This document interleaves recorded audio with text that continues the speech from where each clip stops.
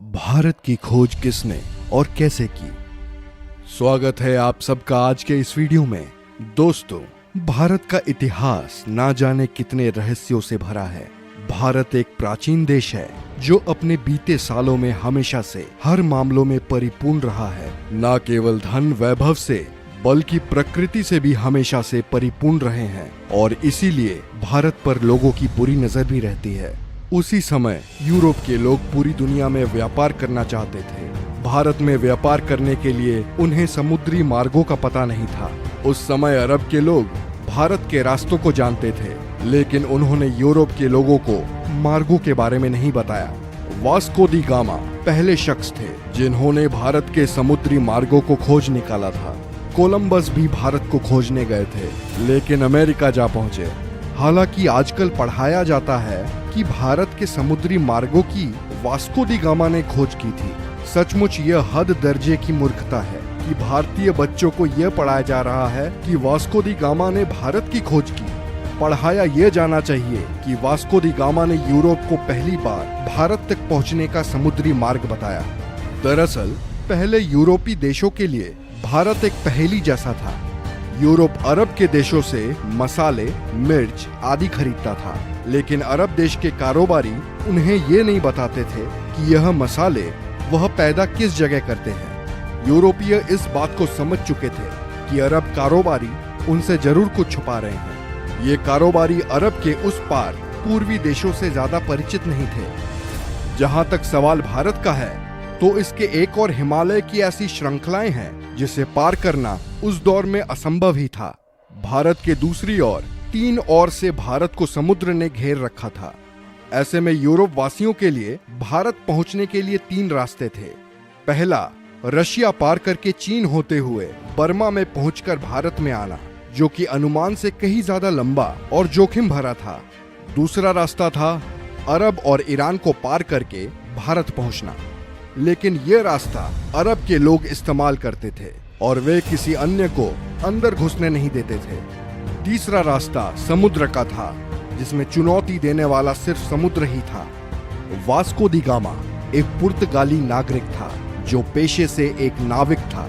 इसका जन्म 1460 ईस्वी में पुर्तगाल के साइनस में माना जाता है। उस समय में अरब के लोग यूरोप में मसाला बेचा करते थे जो वो भारत से लाते थे। यूरोप में इन मसालों की मांग बहुत ज्यादा थी, इसीलिए यूरोप के लोग भारत जाकर मसाले लाना चाहते थे, लेकिन उनके लिए भारत जाने का रास्ता दुर्गम भरा था।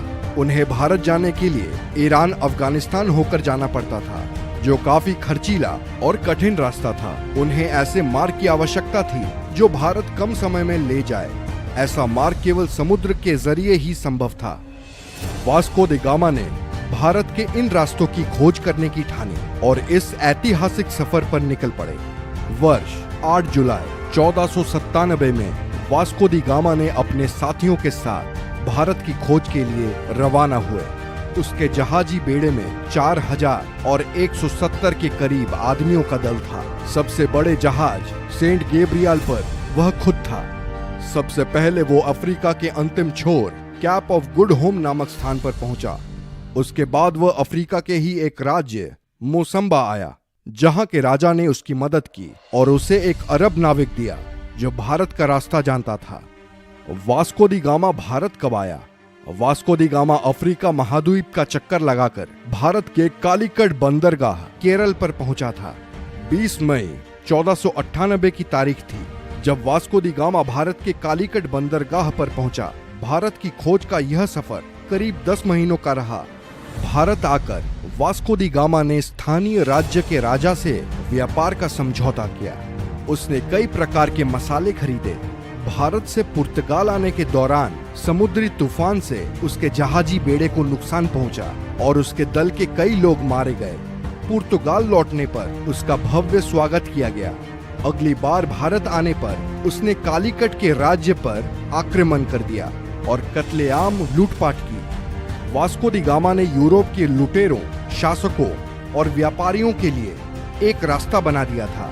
इसके बाद भारत पर कब्जा जमाने के लिए यूरोप के कई व्यापारी और राज्यों ने कोशिश की और समय समय पर वे आए और उन्होंने भारत के केरल राज्य के लोगों के धर्म बदलने में महत्वपूर्ण भूमिका निभाई। पुर्तगालियों की वजह से ब्रिटिश लोग भी यहाँ आने लगे।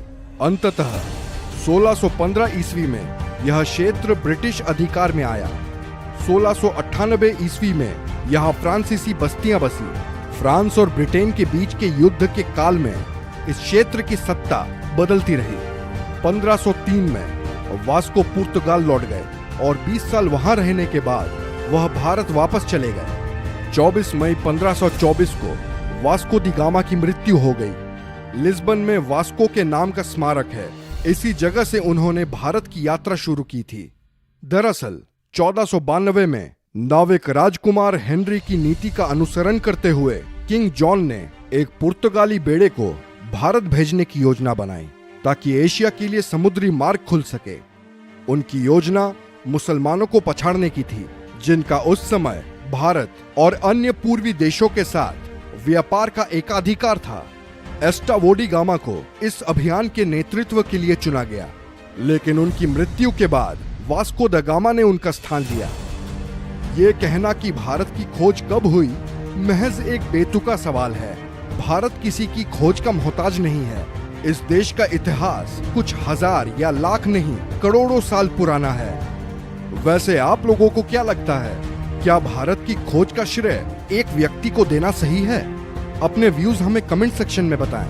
वीडियो अच्छी लगी हो तो लाइक करें, शेयर करें और ऐसे ही अमेजिंग वीडियोस के लिए हमारे चैनल को सब्सक्राइब करें। मिलते हैं अगले वीडियो में।